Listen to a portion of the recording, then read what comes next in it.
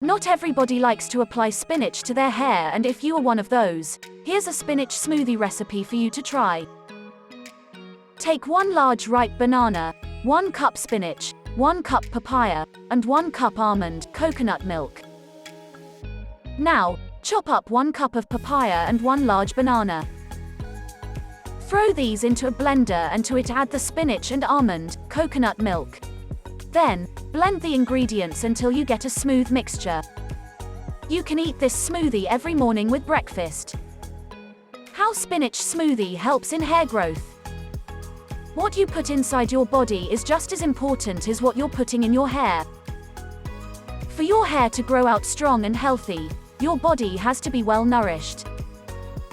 Using the topical spinach treatments in combination with consuming this smoothie will ensure that your hair remains healthy root to tip as it grows.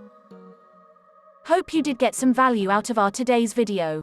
If you really did, hit subscribe button, press the bell icon in order to get regular updates from our channel.